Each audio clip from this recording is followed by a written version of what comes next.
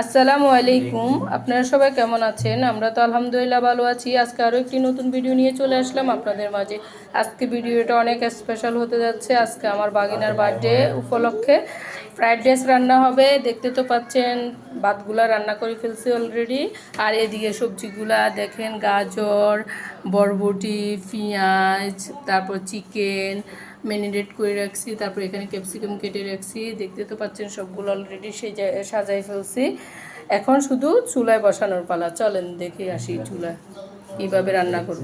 এই যে এখানে বাটার, ফ্রাইড রাইসের মধ্যে বাটারটা দিলে অনেক মজা। এই যে ফ্রাইড রাইসের মধ্যে বাটারটা দিলে অনেক ইয়ামি হয়। দেখেন আমার বোন বিদেশ থেকে নিয়ে আসছে, বাটারটা অনেক ইয়ামি হবে। চলেন দেখে নিই। ফ্রাইড রাইসের জন্য পাতিলটা বসাই দিছি। এই যে দেখতে পাচ্ছেন, এখন ইয়াগুলা বাটারগুলা দিয়ে দিছি। এখন গলে নিবে। তারপর আমরা চিকেন ম্যারিনেট করা চিকেনগুলো দিয়ে দিব। এই যে এখন গলতে শুরু করছে। এই যে বাটারটা গলা শেষ করতে এখন এক সাইড দিয়ে চিকেনটা দিয়ে দিচ্ছি।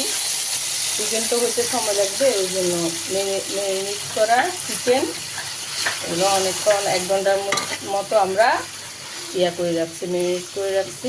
এখন দিয়ে দিচ্ছি। এগুলো একটু ভালো করে হতে হবে এই বাটারের মধ্যে। তারপর সবজিগুলো দিব। এই যে এখন গোলমরিচ দিয়ে দিছি অলরেডি, এখন হয়ে গেছে। এখন সয়া সস দিব। এই যে সয়া সসও দিয়ে দিছি। এই যে আমাদের এখন সবগুলা একে একে সবজি দিয়ে দিব। এখানে হচ্ছে যে বরবটি দিয়ে দেওয়া হচ্ছে। ওই যে একটু ক্যাপসিকামটা দিয়ে দেওয়া হয়েছে, তারপরে পেঁয়াজ, এখন পেঁয়াজটা দিয়ে দেওয়া হয়েছে। তো সবগুলা সবজি দিয়ে দেওয়া হয়েছে এবং একসাথে এখন মিক্স করে নেওয়া হবে। তো এখন একসাথে মিক্স করে নিচ্ছে। কালারফুল হয়েছে, অনেক কালার। হ্যাঁ, মাশাআল্লাহ, দেখতে অনেক কালারফুল আসছে। এখন টমেটো সস দেওয়া হচ্ছে। একটু বেশি করে টমেটো সস দিয়ে দিবে।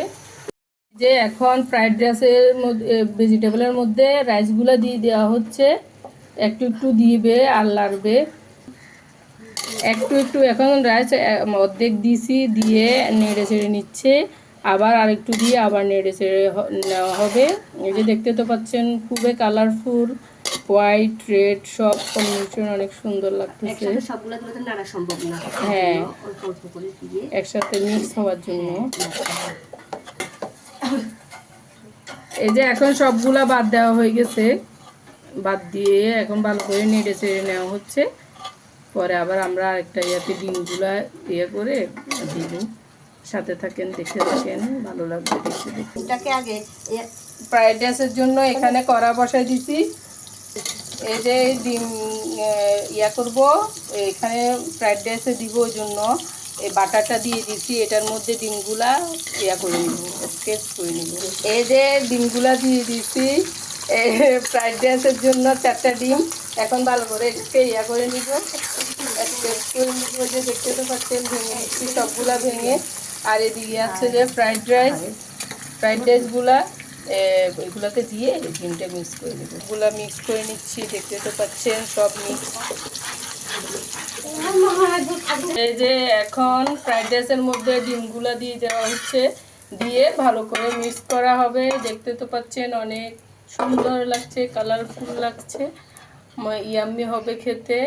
বাচ্চাদের তো খুবই পছন্দ, আমাদেরও খুব পছন্দ। আমরা সবাই ফ্রাইড রাইস পছন্দ করি, ওই জন্য বাগিনার বার্থডে উপলক্ষে ফ্রাইড রাইসটা বানাই ফেললাম। অবশেষে যে ফুল রেসিপি দিছি আমার ছেলে, আপনারা দেখতে থাকেন।